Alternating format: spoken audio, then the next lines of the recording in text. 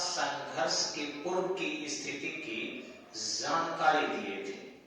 अब अभी के वीडियो में आपको हम बताने जा रहे हैं कि आखिर संघर्ष क्यों हुआ और किस तरीके से हुआ और क्या उसकी परिणति हुई।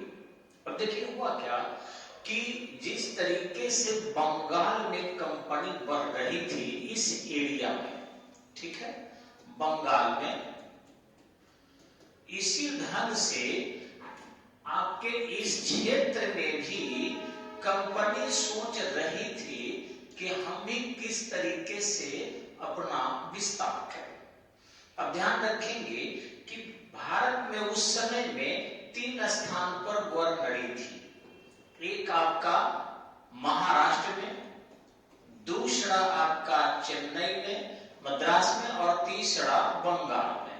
अब जो तीसरा था यही के गवर्नर को 1773 के रेगुलेटिंग एक्ट द्वारा गवर्नर जनरल कहा जाने लगा, यानी कि वह बंगाल के और मद्रास के गवर्नर से भी श्रेष्ठ हो गया। टोटल 3 गवर्नर भारत में थे, मद्रास का गवर्नर, बंबई का गवर्नर और बंगाल का गवर्नर। तो बंगाल के गवर्नर को गवर्नर जनरल ऑफ बंगाल कहा गया, यानी उन 2 गवर्नर से भी श्रेष्ठ हो गया। अब देखिए हुआ क्या इसमें कि जिस तरीके से बंगाल में लोग सुना करता था कि बंगाल के गवर्नर या गवर्नर जनरल ऑफ बंगाल बहुत मुनाफा कमा रहा है, उपहार में उसे बहुत राशि मिल रही है, इस चीज को सुनकर जो मुंबई के गवर्नर थे उनका भी मन मचल रहा था। और उस समय में यहाँ के जो गवर्नर थे उनका नाम था कर्नल किटिंग। Colonel kiting. अब ये जो कर्नल किटिंग थे यहाँ के आपके बॉम्बे का गवर्नर, ये भी सोचे कि हम वारेन हेस्टिंग्स की तरह हम भी क्लाइव लेकर गया ही था, हॉलवेल भी कुछ प्राप्त किया था, और वारेन हेस्टिंग्स भी जो अवध के नवाब के जो विधवाएं थी उनके साथ जो धन लेने के लिए, या चैत सिंह प्रकरण सुने ही होंगे या अथवा अगले वीडियो में आपको जरूर मैं बताऊंगा वारेन हेस्टिंग्स का शोषण कैसे हुआ था, कैसे उसने किया था भारत का। तो ये चीजें जो है आपके इनके अंदर भी थी। अब ये उस अवसर की तलाश में थे कि हमें मराठे में से कोई फूट पड़े, मेरे पास आए, हम मदद करें और मदद के बहाने हम भी कुछ बना लें। अब ध्यान रखिएगा, जब भी किसी को कुछ अवसर मिलता है तभी बगावत करता है, बिना सह के कोई बगावत नहीं करता है। यह हमेशा ध्यान रखिएगा। हम लोग रोज अपने पुत्र को डांटते हैं, लेकिन रोज समझाते हैं, लेकिन बगावत नहीं करता। लेकिन वही पुत्र बगावत करेगा जिनको कहीं न कहीं से कोई न कोई सह मिल रहा है, या कोई न कोई जो है उसे डायरेक्शन दे रहा है, तभी जाके इस स्थिति में आता है। अन्यथा वो अगर माता पिता से जुड़ा रहे तो वो सारी चीजें, दुख है सुख है, वो सब कहेगा, सुनेगा, समझेगा। जब तक तीसरा किसी का हस्तक्षेप नहीं हो तब तक अपनों में मिलगाव संभव हो ही नहीं सकता है। एकदम ध्यान रखने की बात है। और यही चीजें हुआ यहाँ पर। ऑलरेडी रघुनाथ राव को पता था कि अंग्रेज हमें मदद कर सकते हैं, और जैसे ही वह नारायण राव को 1773-74 में मरवाया, वैसे ही वह वहां से भागकर और 1775 में अंग्रेजों के यहाँ चला गया और फिर सूरत की संधि किया। अब सूरत की संधि में मैंने पिछले वीडियो में आपको बताया था कि 2 एरिया, वह सारसेट प्लस देशी ने अंग्रेजों को देने के लिए तय कर दिया, बहुत सारा सोना दिया उनको और साथ ही साथ उनके सैनिकों को भी नगद वेतन देना सोच लिया। वो कहा भी था कि प्रति मंथ आपके सैनिक मदद करेंगे तो हम आपको 3 लाख रुपया मंथली देंगे। इस आधार पर अंग्रेजों ने सैनिक मदद देने की सोचा और फिर संघर्ष जो है छिड़ गया। यहां देखेंगे हम इस संघर्ष के दौरान, इस संघर्ष में आपको प्रारंभिक सफलता पूरी की पूरी तरह मराठों के हाथ लगी, क्योंकि मराठा जो था इसमें एक व्यक्ति थे जिनका नाम था नाना फडणवीस। अब ये नाना फडणवीस जो थे वो एक प्रशासन को संचालित करने के लिए बड़भैया दल बनाया गया था। 12 लोगों की एक कमेटी थी और उस कमेटी के अध्यक्ष ये नाना फडणवीस थे। और ध्यान रखेंगे जो हमने इसके पहले पढ़ा था आपको कि माधवराव बिना विवाह किए ही चल बसा, अतः उसका उत्तराधिकारी उसका छोटा भाई नारायण राव। अब नारायण राव की जब हत्या कर दी गई तो उसकी 2 पत्नी माता बनने वाली थी। कुछ ही समय बाद उनकी दोनों पत्नियों ने एक एक पुत्र को जन्म दिया। उनमें से एक पुत्र बालकाल में ही चल बसा, लेकिन दूसरा पुत्र जो जीवित था वह उसका उत्तराधिकारी बना नारायण राव का, और वह अपने बड़े बाबू का नाम माधवराव और दूसरा अपने बाबू का नाम नारायण राव द्वितीय रखा, यानी लोगों ने रखा। अब वो छोटा सा बालक के नाम पर ही सत्ता संचालित होने लगी, क्योंकि यहाँ पर 12 भैया के ग्रुप जो था वो नाना फडणवीस उसके अध्यक्ष थे, संचालित कर रहे थे। इस दौरान ग्वालियर में महाजी सिंधिया जो मराठावाड़ा की सुरक्षा और संरक्षा की शपथ लिए हुए था, वह भी अपनी सेना को यूरोपीय पद्धति से सजा रहा था, प्रशिक्षण दे रहा था, अस्त्र शस्त्र की व्यवस्था कर रहा था। इसमें वह इतना अधिक मजबूत सेना की स्थापना किया कि लोग जो है उससे लोहा लेने में सोचते थे। ऐसी स्थिति में वही महाजी सिंधिया की सेना ने अंग्रेजों को नाको चने चबवा दिया, और ऐसी स्थिति में आप देखेंगे 1779 में जो है बड़गांव की संधि करने के लिए अंग्रेज बाध्य हो गए। इस बड़गांव की संधि में मराठों को कुछ युद्ध हर जाने के रूप में प्राप्त भी हुआ। अब जो है जो मुंह लटका कर ये कर्नल किटिंग बैठे हुए थे, इनकी प्रतिष्ठा जो है धूमिल हो गई। और जब इनकी प्रतिष्ठा धूमिल हो गई तो ये जो बंगाल का था आपका गवर्नर जनरल वारेन हेस्टिंग्स, वह कहा कि हम इस संधि को नहीं मानते हैं। उसने पूरी तरह इस संधि को क्रॉस कर दिया और कहा कि फिर युद्ध होगा। अब दोबारा युद्ध के लिए उसने एक काम किया। काम क्या किया कि वह सबसे पहले 2 सेना का गठन किया। एक सेनापति जो था आपको, वह था जो एक पूना के लिए रवाना हुआ और एक जो है ग्वालियर के लिए रवाना हुआ। जो पूना के लिए रवाना हुआ था वह था जनरल गोडार्ड, और जो ग्वालियर के लिए रवाना हुआ था वह था कैप्टन पोफम।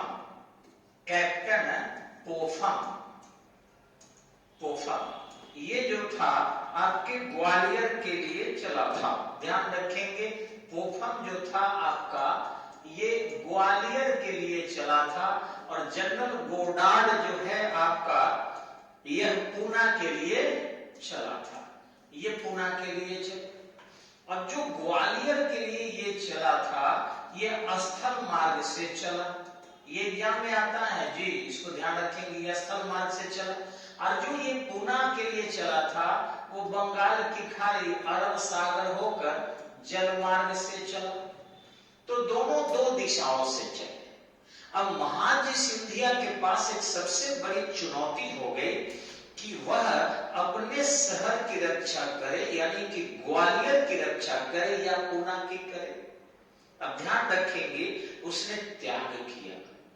वीरों की वीरता तब याद की जाती है जो अपने के सुरक्षा के साथ साथ देश की सुरक्षा की बात भी करे, जो समाज में एन केन प्रकारेण धन संचय करे, कहीं से भी, भाई से छीन कर भी अपने बेटे के लिए, पिता से छीन कर अपने बेटे के लिए, या फिर संबंधियों से छीन कर बेटे के लिए, समाज से छीन कर बेटे के लिए।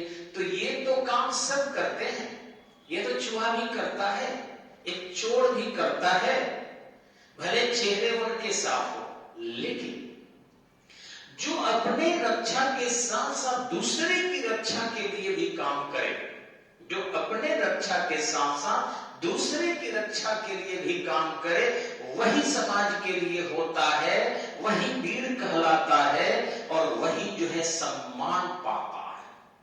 कृष्ण से पूछा गया था कि ये बताएं अमर कैसे बना जाता है। उन्होंने कहा था कि अमर कर्तव्यों से बना जाता है। कुख्यात भी अमर होते हैं और विख्यात भी अमर होते हैं।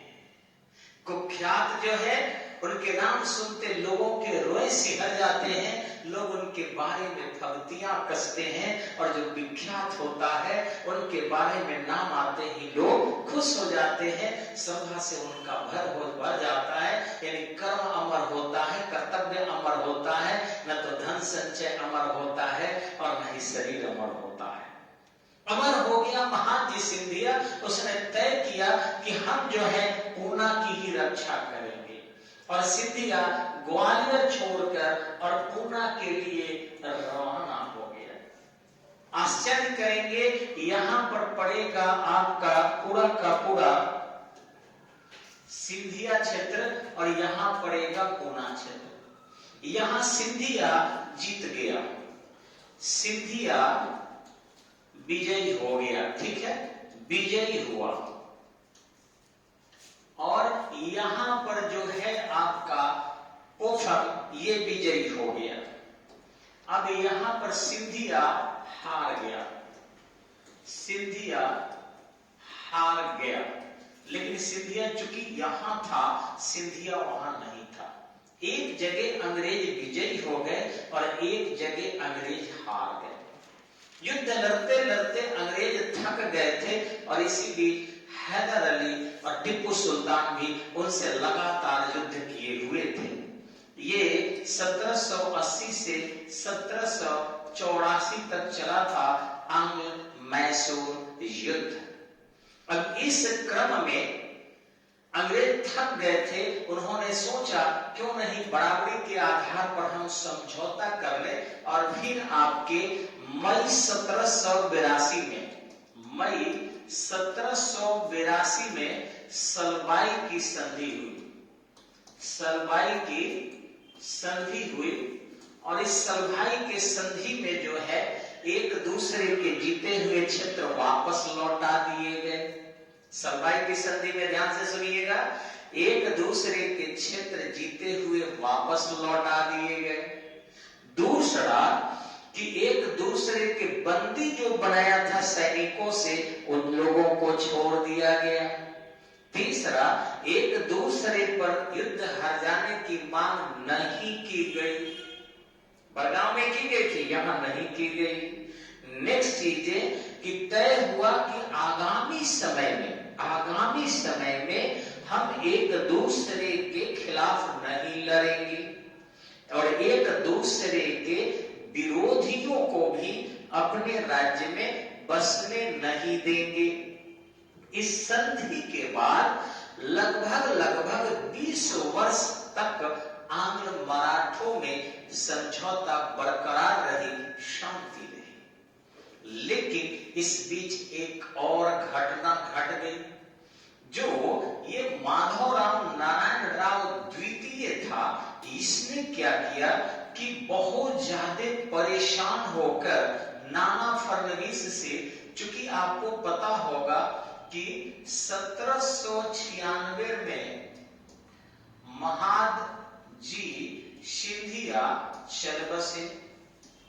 महादजी सिंधिया की नेचुरल मृत्यु हो गई और वह ऐसी स्थिति में नाना फडणवीस जो बहुत ज्यादा दबाव बनाए हुए थे एक छोटे से बालक पेशवा पर जो माधवराव नारायण राव द्वितीय था।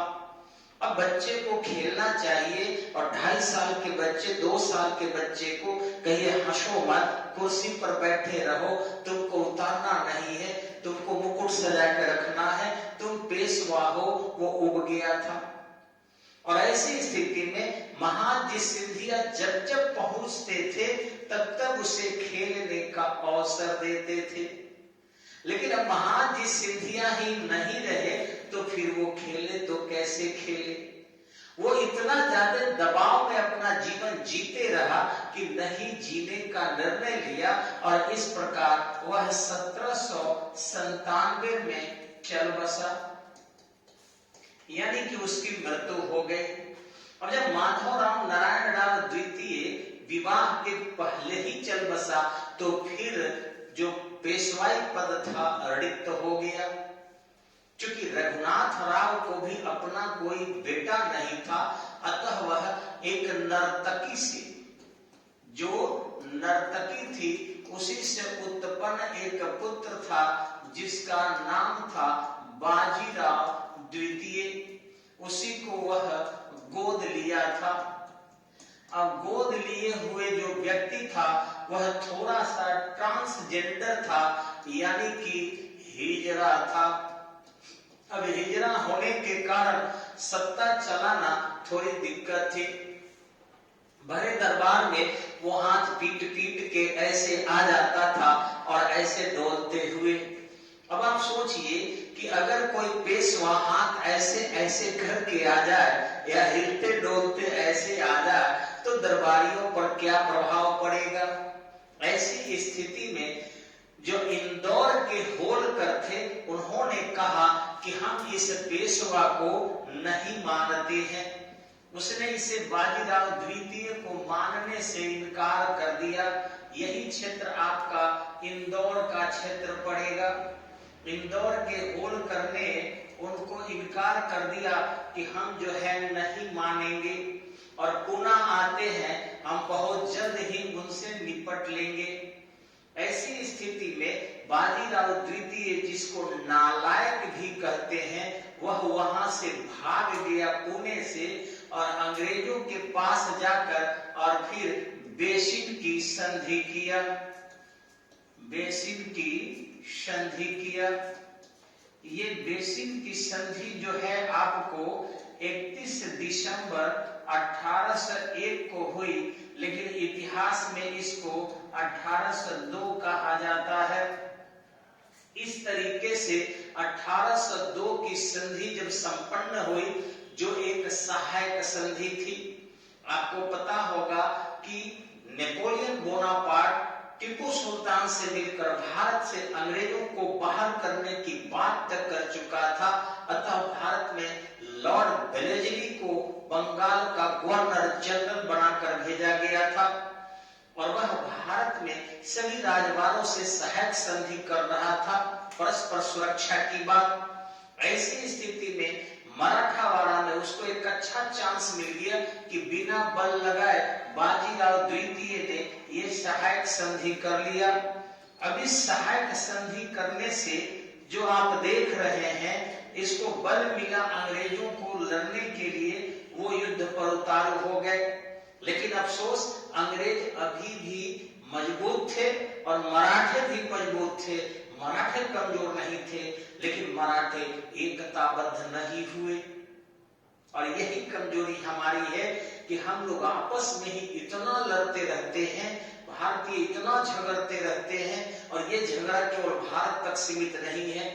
अगर देखा जाए तो ये घर घर आंगन आंगन तक पहुंच गया है, पता नहीं कब समाप्त होगा। केवल संकटों में ही अगर हम एक होने लगे तो हमारे विकास कैसे होंगे। हमें हर अवसर पर एक रहना होगा।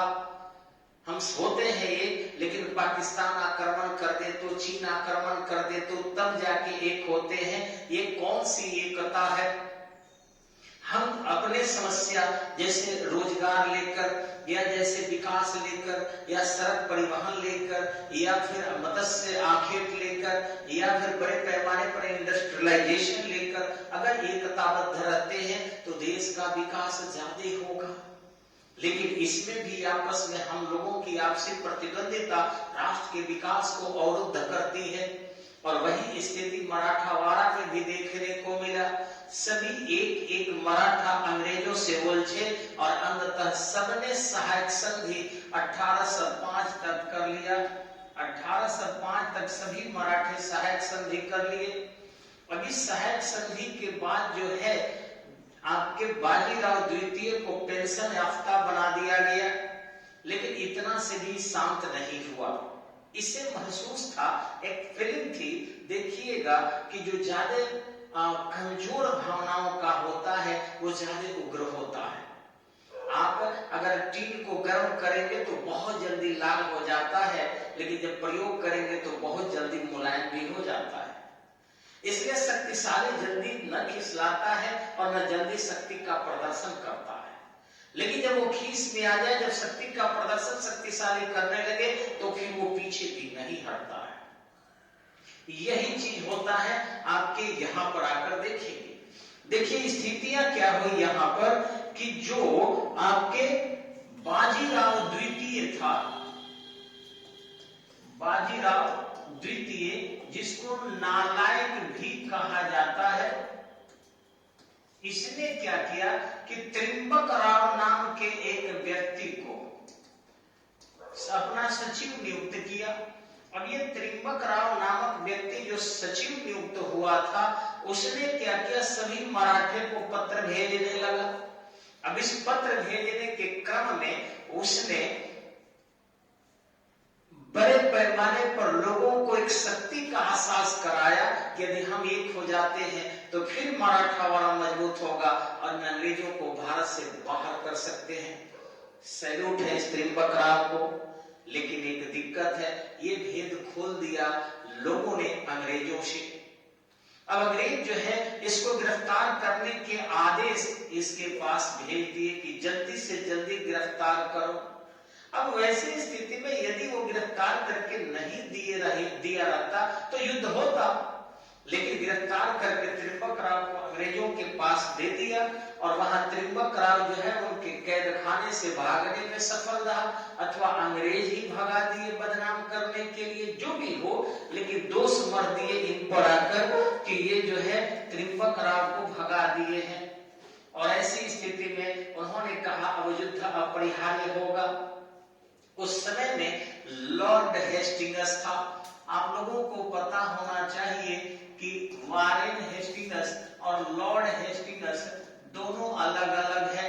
ये 1813 से 1823 तक बंगाल का गवर्नर जनरल रहा और वारेन हेस्टिंग्स 1873 से 1884 1773 से 1784-85 तक। अब रही बात, ये हम लॉर्ड हेस्टिंग्स की बात कर रहे हैं, तो इसने किया क्या, ये कई संघर्ष लड़ चुका था, ये पिंडारियों का दमन कर चुका था, ये आंध्र नेपाल युद्ध जीत चुका था, राजपूतों से समझौता कर लिया था, अतः मराठों को दबाना बड़ी इसके बाएं हाथ की खेल थी। लेकिन फिर भी यदि मराठे एक हो जाते तो निश्चित ही रूप से अंग्रेजों को बहुत परेशानी उठाना पड़ता। यहाँ भी मराठे एक नहीं हुए और वैसी स्थिति में यहाँ एक स्थितियां बिल्कुल अलग थलग रही। और फिर 1816 से 1818 तक जो थर्ड आंग्ल मराठा संघर्ष हुआ, उसमें एक एक करके सभी मराठे पूरी तरह हरा दिए गए। जब पूरी तरह हरा दिए गए तो हुआ क्या, यहाँ पर जो बाजीराव द्वितीय था उसको कानपुर के बाजीराव जो द्वितीय था इसे कानपुर के बिठूर में बैठा दिया गया। अब जो बैठाया गया, कानपुर के बिठूर में बैठा दिया गया, पेंशन याफ्ता बना के कि भैया पेंशन खाओ और परे रहो। ये लगभग वृद्ध हो गया और वृद्ध होने के बाद इनकी मृत्यु 1853 में हो गई। लेकिन मरने से पहले यह धोंडू पंत को अपना पेशवा उत्तराधिकारी, एक गोद लिए हुए बालक था, इसको अपना उत्तराधिकारी बना दिया, जो नाना साहब के नाम से जाना गया। अब यही वो नाना साहब है जो कानपुर में 1857 के विद्रोह के दौरान वीरता का प्रदर्शन किए। लेकिन एक इन पर काला धब्बा लग गया। वीर उसे कहते हैं जो लड़ते लड़ते या तो विजेता बने या वीर गति को प्राप्त हो जाए। लेकिन नहीं तो ये विजेता बने, नहीं तो वीर गति को प्राप्त हुए, बल्कि थोड़ी सी वीरता दिखाने के बाद कायरता का इतिहास रच डाले। इन्होंने वीरता दिखाया कि कानपुर में अंग्रेजों को बहुत परेशान किया। लेकिन अफसोस वहां एक बीबी घर था, जो मैंने पिछले वीडियो में भी बताया था। इस बीबी घर में अंग्रेजों की कुछ महिलाएं थी और कुछ बच्चे थे जो बंद थे। नाना साहब अंग्रेजों से समझौता यह किए कि यदि हमें सुरक्षित भारत से बाहर जाने में अवसर दिया जाए या कानपुर से, तो हम आपके बच्चे को छोड़ देंगे, बीबियों को छोड़ देंगे। अंग्रेज वहां से पूरी तरह हट गए, क्योंकि वो भारतीय लोगों की ईमानदारी के जो है जानते थे, कायल थे। वो जानते थे कि हम ही लोग गद्दार हैं, भारतीय गद्दार नहीं होते हैं। और ये सही बात है कि भारतीय लोगों की ईमानदारी की लोहा, वीरों की लोहा सभी मानते हैं। परंतु नाना साहब ने वहां पर उस बीबी घर में आग लगाकर निकल गए और ऐसी व्यवस्था की कि धू धू करके सभी स्त्रियां और सभी बच्चे उसमें जल कर मर गए। निश्चित रूप से उन पर एक काला धब्बा लगा और फिर वो नेपाल चले गए। नेपाल जाने के बाद गुमनाम मर गए। अंग्रेजों ने वहां कानपुर को भी मिला लिया और इस प्रकार पूरी तरह 1857 के विद्रोह के बाद मराठावाड़ा समाप्त हो गया। तो हम आपको बताएंगे इसके दूसरे वीडियो में कि कैसे शिवाजी ने युद्ध लड़ा था, कैसे शाहिस्ता खां को हराया था, कैसे अफजल खां को हराया था, कैसे सवाई राजा जय सिंह के साथ समझौता करके आगरा आया था, कैसे आगरा नहीं सवाई जय सिंह के किले जयपुर के जेल में बंद था, कैसे वहां से मिठाई के बहाने करके और बीमारी का और दान के फल दान करने के बहाने वो बैलगाड़ी पर बैठकर धीरे से निकल गया। और फिर कैसे वो धीरे से भागकर यहाँ से सीधे बनारस होकर आपके आगरा से इधर आया बनारस और ऐसे निकलकर वो सीधे पूना पहुंच गया। औरंगजेब उसको ढूंढते रहा लेकिन उसका पता नहीं चला। ये सारी जानकारी आपको देंगे और फिर आप केवल सब्सक्राइब करते रहिए। 1000 बस पहुंचा दीजिए, जितना जल्द हो हम आपको लाइव आएंगे ताकि आपके सवाल को भी सॉल्व कर सके। एकदम कैमरे लेकर यहाँ बैठ जाएंगे और फिर देखेंगे कि आप क्या पूछना चाह रहे हैं। जो पूछिएगा सारे प्रश्न का उत्तर आपको लाइव दिया जाएगा। अभी आप मैसेज से क्या लिख रहे हैं मैं देख नहीं पा रहा हूँ। लाइव में सीधे देखूंगा, सीधे जवाब दूंगा, आपको भी फायदा होगा और निश्चित ही थोड़ी प्रतिष्ठा बढ़ेगी तो मुझे भी फायदा होगा। धन्यवाद, नमस्कार, जय हिंद।